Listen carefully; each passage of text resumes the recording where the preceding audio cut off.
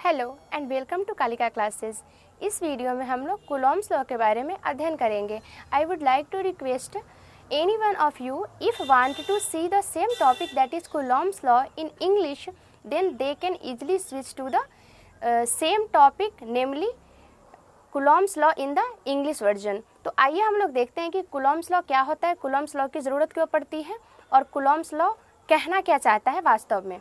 तो हमने पहले ही देख रखा है या पढ़ रखा है कि इलेक्ट्रिक फील्ड क्या होता है, इलेक्ट्रिक चार्जेस क्या होते हैं। जो इलेक्ट्रिक चार्जेज होते हैं उनका अपना एक प्रवृत्ति होता है, अपना एक प्रकृति होता है। वो धनावेशित हो सकते हैं, ऋणावेशित हो सकते हैं।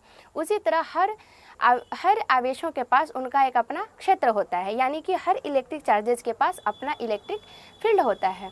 तो जो निगेटिव चार्जेस होते हैं उनका जो इलेक्ट्रिक फील्ड का डायरेक्शन होता है वो रेडियली इनवर्ड होता है, और जो पॉजिटिव चार्जेस होते हैं उनका जो फील्ड का डायरेक्शन होता है वो रेडियली आउटवर्ड होते हैं। जब चुंबकीय ध्रुवों के बारे में भी अध्ययन किया होगा तब ये देखे होंगे कि जब हम लोग एक तरह के ध्रुव को जब एक साथ लाते हैं तो दोनों ध्रुव एक दूसरे को प्रतिकर्षित करते हैं। मीन्स कि ये मान लीजिए कि ये दो हमारे पास ध्रुव हैं, मैग्नेट हैं, चुंबक हैं ये दोनों। एक है हमारा, मान लिया कि ये हमारा पहला चुंबक और ये हमारा दूसरा चुंबक है। ये मान लिए कि इसका उत्तरी ध्रुव है और ये इसका उत्तरी ध्रुव है, और ये इसका दक्षिणी ध्रुव है और ये इसका दक्षिणी ध्रुव है। और जब आप इसके उत्तरी ध्रुव को इसके उत्तरी ध्रुव के पास लेकर आएंगे तो दोनों एक दूसरे का विरोध करेगा, दोनों एक दूसरे से दूर जाएंगे।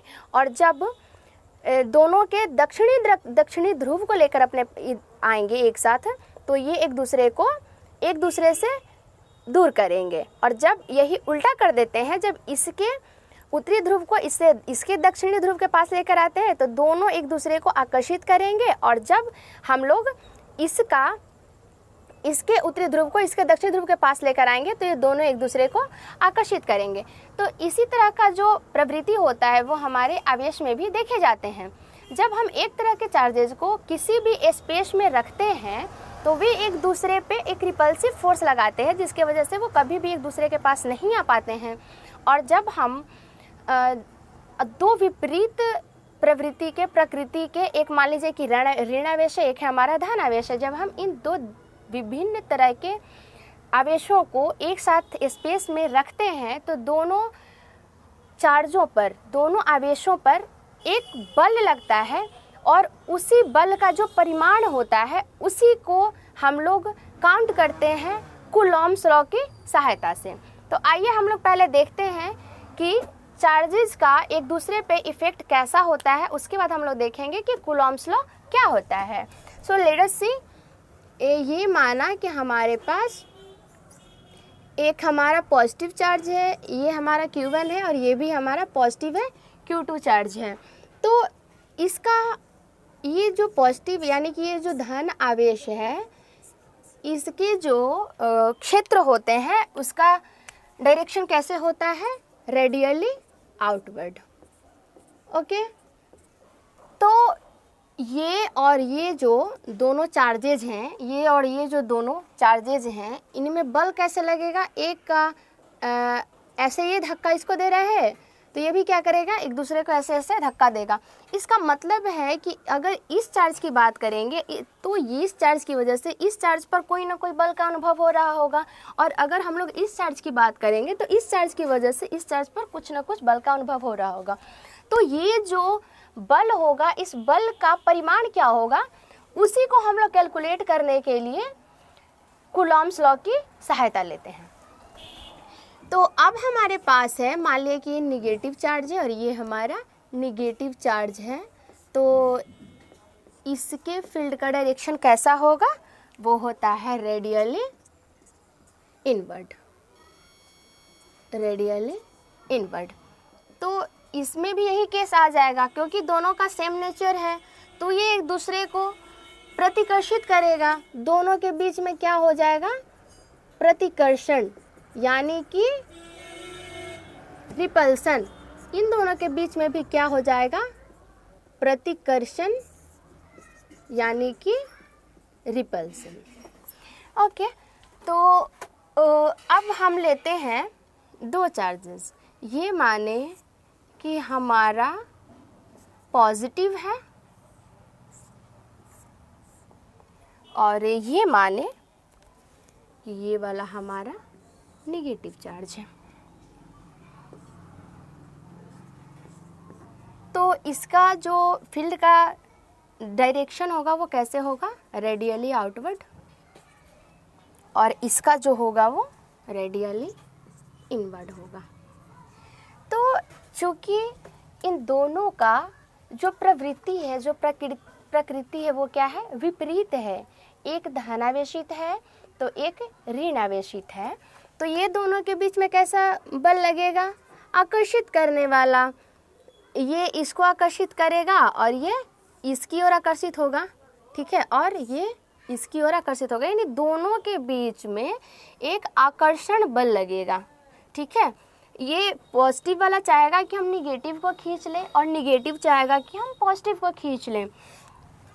तो इन दोनों को खींचने के लिए जो भी बल रिस्पॉन्सिबल होगा उसी बल का परिमाण हम लोग काउंट करेंगे, कैलकुलेट करेंगे। तो देखिए, एक हम अगर चार्ज हम एक लेते हैं तो उसके बल से हमारा जो फोर्स होगा, जो बल होगा वो क्या होगा, माने कि ये हमारा Q1 था, तो इसके वजह से क्या होगा, जो फोर्स लगेगा डायरेक्टली प्रोपोर्शनल टू Q1 होगा। इसका जो लगेगा ये भी मान लीजिए कि फोर्स है, तो ये क्या होगा, Q2 के प्रोपोर्शनल होगा। जैसा चार्ज होगा वैसा उसका बल लगेगा। प्रोपोर्शनल ये जो शब्द है इसका मतलब सिर्फ इतना होता है कि अगर हम लोग दो क्वांटिटी लेते हैं, दो राशियां लेते हैं, तो एक राशि के बढ़ने से दूसरी राशि भी बढ़ेगी, और अगर पहली राशि घटती है तो दूसरी राशि भी घटेगी। यही मतलब होता है प्रोपोर्शनल का। इसके बाद इसकी जब हम बात करेंगे तो ये हमारा Q1 और Q2 हो गया। तो इसमें भी यही केस आएगा। चार्ज के प्रकृति पे नहीं डिपेंड करता है कि फोर्स क्या होगा। फोर्स हमेशा चार्ज के डायरेक्टली प्रोपोर्शनल होगा, उसको इससे कोई मतलब नहीं है कि चार्ज का नेचर कैसा है। तो इन सिमिलर मैनर ये हमारा Q1 और ये हमारा Q2 है, इन दोनों के बीच में एक बल लग रहा है। तो ये जो बल होगा, पहला हम लोग ऊपर से ये तो देख ही सकते हैं कि फोर्स क्या है, डायरेक्टली प्रोपोर्शनल है चार्ज के।